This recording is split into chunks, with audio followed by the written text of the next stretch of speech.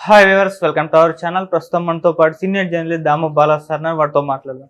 నమస్కారం సార్. నమస్తే సార్, కొత్తగా ఒక 3 చట్టాలు తొందరలో అమల్లోకి రాబోతున్నాయి సార్. ఈ ఐపీసీ, సిఆర్పిసి ఉన్నాయి కదా, వీటి ప్లేసుల్లో వాటిని అమలు చేయబోతున్నారు. అయితే కొత్తగా రాబోయే చట్టాలు ఎలా ఉన్నాయి, వీటిలో ఉన్న పాజిటివ్ అంశాలు ఏంటి, నెగిటివ్ అంశాలు ఏంటి? 3 కొత్త చట్టాలు ఈ రోజు నుంచి అమల్లోకి, అంటే రాత్రి 12 నుంచి అమల్లో ఉన్నట్టే. ఓకే. సో అమల్లో అంటే అర్థమైందంటే ఈరోజు అంటే రాత్రి 12 గంటల నుంచి జరిగిన నేరాలకు కొత్త చట్టాలే అమలవుతాయి. 11:59 వరకు జరిగిన నేరాలకు పాత చట్టాలు అమలవుతాయి.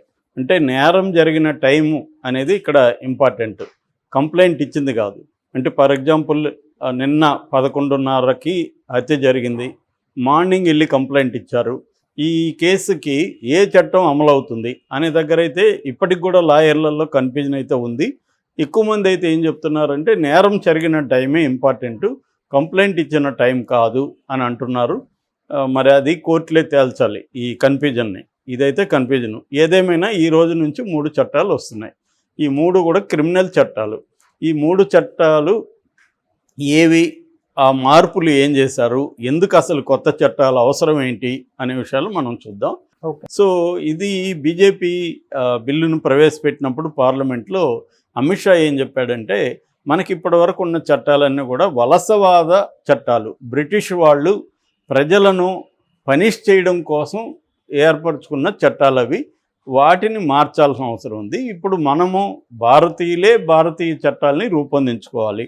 మనకు ప్రజల్ని పనిష్ చేయడం అనేది ఉద్దేశం కాకుండా న్యాయం జరగడం, బాధితులకి న్యాయం జరగడం అనేది ప్రధాన ఉద్దేశంగా ఉండాలి. న్యాయం అంటే జస్టిస్ సెంట్రిక్గా ఉండాలి, పనిష్మెంట్ సెంట్రిక్గా చట్టాలు ఉండకూడదు. అందుకని వలసవాద అంటే వలస అంటే అప్పట్లో బ్రిటిష్ వాళ్ళు మనల్ని కలోనియల్ రూల్ అంటారు, దాన్ని వలసవాద పరిపాలన. వాళ్ళ అవసరాలకు అనుగుణంగా చట్టాలు రూపొందించుకున్నారు. దాన్ని ఇప్పుడు మనం మారుస్తున్నాం అనేది ఆయన ప్రకటించారు. అయితే పార్లమెంట్లో ప్రకటించిన తర్వాత దీన్ని స్టాండింగ్ కమిటీకి పంపించి వివిధ ఎక్స్పర్ట్ల దగ్గర అభిప్రాయాలు తీసుకొని వీటిని ఫైనల్గా చట్టంగా తీసుకొచ్చారు. ఈ 3 చట్టాలు ఏవేవి అనేది చూసినప్పుడు ఐపీసీ, ఇండియన్ పీనల్ కోడ్ అనేది ఇంతకుముందు మనకున్న చట్టం. ఇది 1860లో ఈ చట్టం ఏర్పడింది. అంటే 19th సెంచరీలో ఏర్పడింది ఈ చట్టం. దీన్ని ఇప్పుడు ఏం చేశారంటే ఐపీసీని బిఎన్ఎస్గా మార్చారు, భారతీయ న్యాయ సంహిత అనేది మార్చారనమాట. అంటే న్యాయ అనే పదాన్ని ఇక్కడ ప్రధానంగా ఫోకస్ చేశారు. రెండవది సిఆర్పిసి అంటే క్రిమినల్ ప్రొసీజర్ కోడ్. ఈ సిఆర్పిసిని 1895లో తీసుకొచ్చారు, అది కూడా 19th సెంచరీనే. అయితే 1973లో దాన్ని మార్చారు, కాబట్టి ఇది చాలా వరకు మారింది అది. ఇక ఇండియన్ ఎవిడెన్స్ యాక్ట్, ఈ సిఆర్పిసిని బిఎన్ఎస్ఎస్ అంటారు, బిఎన్ఎస్ఎస్ భారతీయ న్యాయ సంహిత, భారతీయ నాగరిక సురక్షా సంహిత, ఇది ప్రొటెక్షన్కి సంబంధించిన ఇది. మూడవది ఇండియన్ ఎవిడెన్స్ యాక్టు, ఇది 1872లో వచ్చింది. దీన్ని భారతీయ సాక్ష్య అధినియం అని పిలుస్తున్నారు, బిఎస్ఏ అని పిలుస్తారు. సో బిఎన్ఎస్ఎస్, బిఎస్ఏ ఈ పేర్లు నెక్స్ట్ మనం వాడాల్సి ఉంటుంది. ఇప్పుడు ఐపీసీ అంటే ఏంటి? Indian procedure code. దీన్ని ఇండియన్ పీనల్ కోడ్ బిఎన్ఎస్, భారతీయ న్యాయ సంహిత అంటే ఏంటంటే ప్రధానంగా ఏ నేరానికి ఏ పనిష్మెంట్ ఉంటుంది, ఎన్ని రోజులు పనిష్మెంట్ ఉంటుంది అనేది నిర్వచిస్తుంది. నేర నిర్వచనం, ఆ నేరానికి పనిష్మెంట్ నిర్వచనం, ఇది ఐపీసీలో ఉంటుంది. ఇప్పుడు బిఎన్ఎస్లో అది ఉంటుంది. రెండవది క్రిమినల్ ప్రొసీజర్ కోడ్. ఇది వచ్చి పోలీసుల ప్రొసీజర్ ఎలా ఉండాలి అంటే వాళ్ళు ఎట్లా కేసుని టేకప్ చేయాలి, ఎఫ్ఐఆర్ దగ్గర నుంచి వాళ్ళు ఛార్జ్షీట్లు పెట్టడం, కోర్టులో జరిగే ప్రొసీజరు, ఇదంతా నిర్వచిస్తుంది ఇదన్నమాట రెండవది. మూడవది రెండిటికి కామనే, ఎవిడెన్స్, ఇది వచ్చి సాక్ష్య అధినియం. సాక్ష్యం అన్న ఎవిడెన్స్ అన్న ఒకటే కాబట్టి ఇదేంటంటే సాక్ష్యాలను ఎలా కలెక్ట్ చేయాలి, ఏ సాక్ష్యాలు కోర్టులో చెల్లుతాయి, ఇవన్నీ కూడా సాక్ష్యాలకు సంబంధించిన 3వ చట్టం. ఈ 3 చట్టాలు లో ప్రధానంగా ఏం మారిపోయాయి అంటే కొన్ని సెక్షన్లను ఎత్తేసారు, కొన్ని కొత్త సెక్షన్లు తీసుకొచ్చారు, కొన్నిటిని మెర్జ్ చేశారు. ఇలాగా మార్పులు చేర్పులు చేశారు. ఫర్ ఎగ్జాంపుల్ ఐపీసీలో ఇంతకుముందు 511 సెక్షన్లు ఉంటే అందులో కొన్నిటిని కుదించేశారు, ఒక 18 సెక్షన్లను తీసేశారు, మొత్తంగా 358 సెక్షన్లు మారాయి. అలాగే మిగతా వాటిలో కూడా ఇదే విధంగా మార్పులు జరిగాయి. అయితే ప్రధానంగా మార్పులు ఏమున్నాయి అనేది చూసినప్పుడు నెంబర్ 1 కేస్ జడ్జిమెంట్స్ ట్రయల్ తర్వాత ఒక కేసులో జడ్జిమెంటు అనేది ట్రయల్ తర్వాత 45 రోజుల్లో ఇచ్చేయాలి. ఇప్పుడు ఏంటంటే ట్రయల్ అయిపోయినా కూడా జడ్జిమెంట్లు లేట్ అవుతున్నాయి. ఈ ఆలస్యాన్ని నివారించడం కోసం చట్టంలో మార్పు తీసుకొచ్చారు. సో ఒక ట్రయల్ అయిపోయినాక 45 రోజుల్లో జడ్జిమెంట్ వచ్చేయాల్సిందే. దానివల్ల క్విక్గా జడ్జిమెంట్స్ వస్తాయి. రెండవది ఫస్ట్ హియరింగ్ తర్వాత 60 రోజుల్లో ఛార్జ్షీట్లు పెట్టాలి. ఇప్పుడు మనం చూస్తున్నాం అనేక కేసుల్లో ఏళ్ల తరబడి ఛార్జ్షీట్లు పెట్టట్లేదు. ఫర్ ఎగ్జాంపుల్ ఇప్పుడు వివేకానంద రెడ్డి హత్య కేసు ఉంది, ఫైనల్ ఛార్జ్షీట్ ఇప్పటి వరకు వేయలేదు, అనుబంధం అని నెట్టుకుంటూ వస్తున్నారు. అట్లాగే ఢిల్లీ లిక్కర్ స్కాము అది అంతే.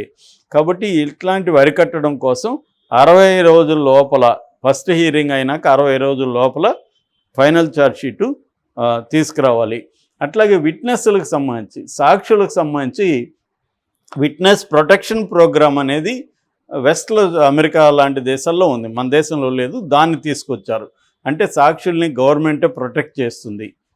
ఏదన్నా క్రిమినల్లో ఇప్పుడు సాక్షులు భయపడే పరిస్థితి ఉంటుంది కదా, ఆ భయం లేకుండా ప్రభుత్వమే వాళ్ళకి సెక్యూరిటీ ప్రొవైడ్ చేస్తుంది. దీన్ని ప్రొటెక్షన్ ప్రోగ్రామ్ అంటారు. అంటే వాళ్ళ కంట్రోల్లో వీళ్ళు పెట్టుకుంటారు. ఓకే, ఇది ఒకటి. రెండవది రేప్ విక్టిమ్స్, అత్యాచారానికి గురైన లైంగిక అత్యాచారానికి గురైన బాలికలు కావచ్చు, స్త్రీలు కావచ్చు, వాళ్ళ దగ్గర స్టేట్మెంట్లు తీసుకోవాలంటే ఖచ్చితంగా మహిళా పోలీస్ అధికారులు తీసుకోవాలి. అది కూడా వాళ్ళ పేరెంట్స్ కానీ గార్డియన్ సమక్షంలోనే తీసుకోవాలి అనేది కూడా ఇక్కడ రూల్స్ తీసుకొచ్చారు. మూడవది కొత్త మహిళలు పిల్లలకు సంబంధించి ఒక కొత్త చాప్టర్ని ఇంట్రడ్యూస్ చేశారు. ఇందులో ఏముందంటే పిల్లల్ని ఆడపిల్లల్ని అమ్మడం కొనడం నేరం, ఆడపిల్లలైనా మగపిల్లలైనా అమ్మడం కొనడం నేరం. అట్లాగే మైనర్స్ మీద గ్యాంగ్ రేప్ కానీ చేస్తే దానికి డెత్ పెనాల్టీ కూడా వేశారు. అది డెత్ పెనాల్టీ కావచ్చు లేదా యావజ్జీవ కారాగార శిక్ష కావచ్చు. తర్వాత ఒక అమ్మాయిని నేను పెళ్లి చేసుకుంటాను అనే అమ్మాయితో సంబంధం పెట్టుకొని పెళ్లి చేసుకోకపోతే సివియర్ పనిష్మెంట్ ఉంటుంది. ఇది కొత్తగా యాడ్ చేశారు. అంటే ఫాల్స్ ప్రామిసెస్ చేసి అమ్మాయిలతో అఫైర్ పెట్టుకోవడం అనేది నేరంగా, సీరియస్ నేరంగా దీంట్లో చేర్చారు. అట్లాగే విక్టిమ్స్, ముఖ్యంగా మహిళలు కానీ చిల్డ్రన్ ఏదైనా కేసులో వాళ్ళ మీద దాడులు జరిగినప్పుడు ఏ ప్రైవేట్ హాస్పిటల్కి వెళ్ళినా కూడా వీళ్ళు నో చెప్పకూడదు. వాళ్ళు ఖచ్చితంగా ఇమ్మీడియట్గా వాళ్ళకి ట్రీట్మెంట్ అందివ్వాలి. అది ప్రైవేట్ హాస్పిటల్ కానీ గవర్నమెంట్ హాస్పిటల్ కానీ అది మ్యాండేటరీ చేశారు, కంపల్సరీ అనమాట. అట్లాగే 90 days లోపల వాళ్ళ కేసు ఫైనల్ చేయాలి వాళ్ళ మీద దాడులు జరిగినప్పుడు. అంటే ఉమెన్కి చిల్డ్రన్కి అత్యంత ఇంపార్టెన్స్ ఈ చట్టంలో ఇచ్చారు.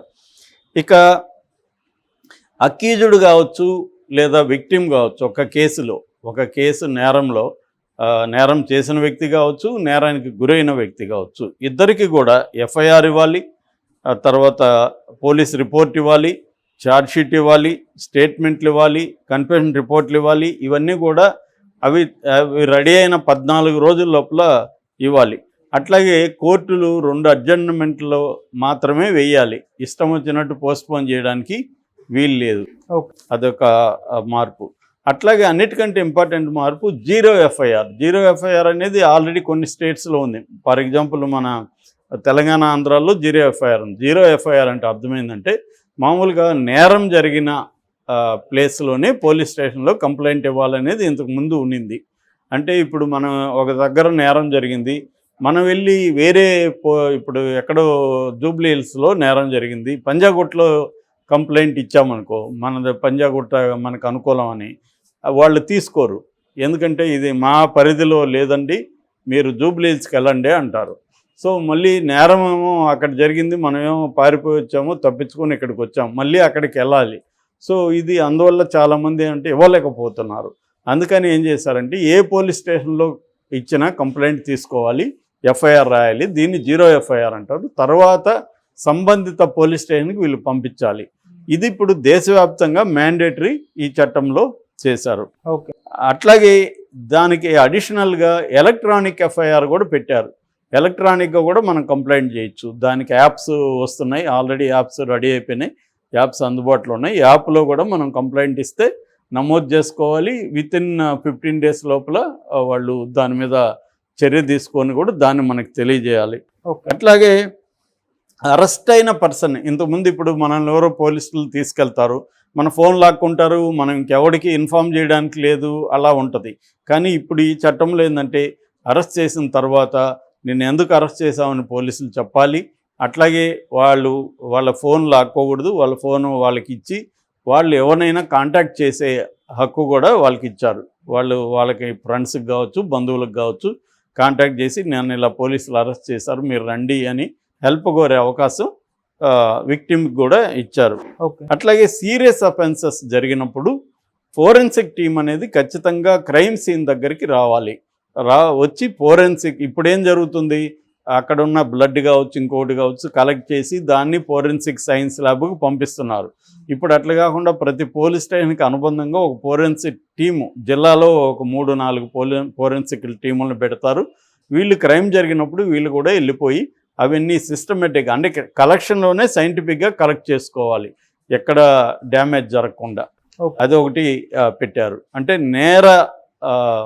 నేరాన్ని నిరూపించడానికి, నేర పరిశోధనలో ఒక మోడర్నైజేషన్ తీసుకురావడానికి కొన్ని చర్యలు చేశారు. అట్లాగే టెర్రరిస్ట్ అనే దానికి సపరేట్గా ఇప్పటివరకు చట్టాల్లో లేదు. సపరేట్ ఉపా లాంటిది, అంతకుముందు టాడా లాంటి చట్టాలు, ప్రత్యేక చట్టాలు ఉండేవి. ఇప్పుడు అట్లా కాకుండా టెర్రరిజాన్ని కూడా దీంట్లో యాడ్ చేశారు. టెర్రరిస్టులకు సంబంధించిన సెక్షన్లు కూడా పెట్టారు. అట్లాగే దీంట్లో ఇంకొక ప్రధానమైన మార్పు ఏమంటే సెడిషన్. ఇంతకుముందు ఏంటంటే రాజద్రోహ నేరం కింద అరెస్టులు చేసేవాళ్ళు. మన రఘురామరాజుని రాజద్రోహ నేరం కిందనే జగన్ అరెస్ట్ చేయించాడు. ఇది బ్రిటిష్ వాళ్ళ కాలంలో రాజు అంటే అక్కడ బ్రిటిష్ రాజు ఉండేవాళ్ళు, రాజద్రోహ నేరం అనేవాళ్ళు. ఇవాళ రాజులు లేరు, ఎవరు లేరు. అందుకని దీన్ని మార్చారు. దీన్ని ఏమని మార్చారంటే రాజద్రోహం బదులు దేశద్రోహం అని పెట్టారు. దేశాన్ని విచ్ఛిన్నం చేయడానికి కానీ, దేశ వినాశనానికి ఎవరన్నా పాటుపడితే వాళ్ళని అరెస్ట్ చేసి శిక్షలు వేసే ఇది ఉంటుందన్నమాట. ఇది బేసిక్గా ఇది. ఇక సాక్ష్యాధారాల విషయానికి వస్తే ఎలక్ట్రానిక్ ఆడియో, వీడియో కానీ ఇటువంటివన్నీ కూడా చెల్లుతాయి. ఇంతకుముందు దాని మీద కన్ఫ్యూజన్ ఉండేది, దాన్ని కూడా క్లియర్గా సాక్ష్య చట్టంలో చెప్పారు. ఇది బేసిక్గా తీసుకొచ్చిన మార్పులు. అయితే దీని మీద పాజిటివ్, నెగిటివ్ అభిప్రాయాలు ఉన్నాయి. పాజిటివ్ ఏంటంటే ముఖ్యంగా స్త్రీలకు సంబంధించి కఠినమైన చట్టాలు తీసుకొచ్చారు. అట్లాగే ఇంకోటి ఏంటంటే మాబ్ లించింగ్ అనే ఒక కొత్తది కూడా యాడ్ చేశారు. అంటే మూకుమ్మడి దాడులు ఏవైతే ఉన్నాయో దానికి కూడా నిర్దిష్టంగా చట్టంలో సెక్షన్లు తీసుకొచ్చారు. అవంతవరకు బాగానే ఉంది. దీంట్లో ప్రధానమైన విమర్శ ఏంటంటే ఇది వలసవాద చట్టాలను మేము మార్చామని చెప్తున్నారు, కానీ 90% అవే ఉన్నాయి, 10% మార్చారు వీళ్ళు, ఎక్కువేం మార్చలేదు అనేది ఒక అభిప్రాయం. రెండవ విమర్శ ఈ దేశద్రోహ చట్టం పేరు మార్చారు తప్ప సెడిషన్కి దీనికి ఏమీ తేడా లేదు, పేరు మాత్రమే మారింది. దీనివల్ల ఎవరైనా ప్రభుత్వాన్ని విమర్శిస్తే, మోడీని విమర్శిస్తే దేశద్రోహ చట్టం కింద లోపలేసేస్తారు. దీనివల్ల డిసెంట్ అంటాం, అంటే ప్రజాస్వామ్యంలో అసమ్మతి అనేది చాలా ఇంపార్టెంట్. ఈ ప్రభుత్వాన్ని వ్యతిరేకించే హక్కు, విభిన్నంగా ఉండే హక్కు మనకు ప్రౌరులుగా మనకు ఉంది. రాజ్యాంగం 21 ఆర్టికల్ కింద ఉంది. దాన్ని ఇది అధిగమిస్తుంది. దాన్ని బ్రేక్ చేసి మాట్లాడే హక్కు లేకుండా ప్రజల మీద దమనకాండ చేసే అవకాశం ఉందనేది ప్రధానమైన విమర్శ. అట్లాగే దీన్ని ప్రాపర్గా పార్లమెంట్లో చర్చించకుండా ప్రతిపక్షాల నాయకుల్ని సస్పెండ్ చేసి దీన్ని ఒంటెత్తు పోకూడతో వీళ్ళు తీసుకొచ్చారు తప్ప ప్రాపర్ చర్చ లేదు దేశవ్యాప్తంగా. దీని మీద ప్రాపర్గా పార్లమెంట్లో జరగలేదు, బయట కూడా జరగకుండా దీన్ని తీసుకొచ్చేశారు అనేది ఇంకొక విమర్శ. అట్లాగే పోలీసులకు ఎక్కువ అధికారాలు ఇచ్చేశారు ఈ చట్టాల్లో. ఆల్రెడీ పోలీసులకు ఎక్కువ అధికారాలు వాళ్ళు చలాయిస్తూ ఉంటే ఇప్పుడు ఇంకా ఎక్కువ అధికారాలు ఇస్తే పౌరుల మీద వాళ్ళు విరుచుకుపడతారు. ఊరికైనా అరెస్టులు చేసేస్తారు. సో ఈ ఇబ్బందులంతా రాబోతున్నాయనేది చెప్తున్నారు. అట్లాగే దీంట్లో ప్రాపర్ ట్రైనింగ్ ఇవ్వలేదు అడ్వకేట్స్కి. ఓన్లీ కొన్ని చోట్ల పబ్లిక్ ప్రాసిక్యూటర్లకు ఇచ్చారు తప్ప మేజర్గా అడ్వకేట్స్కి కొత్త చట్టాలకి సంబంధించిన ట్రైనింగ్ అనేది ఇప్పటివరకు ఇవ్వలేదు. అందువల్ల కూడా కన్ఫ్యూజన్స్ రేపు కోర్టులలో విపరీతం కన్ఫ్యూజన్స్ ఉంటాయి. అట్లాగే గత చట్టాలకు సంబంధించి ఆయన పేరుకి వలస చట్టాలే కానీ విపరీతమైన మార్పులు వచ్చేసాయి. ఎందుకంటే సుప్రీంకోర్టు దగ్గర నుంచి అనేక కోర్టులు ఆ చట్టాలను వ్యాఖ్యానించి మార్పులు వచ్చాయి. ఆ చట్టాలను ఉల్లంఘించి పలాని సుప్రీంకోర్టు ఈ కేసులో ఇలా చెప్పింది చూడండి అని కింది కోర్టుల్లో లాయర్లు వాదిస్తుంటారు. అలాగే మార్పులు వచ్చాయి.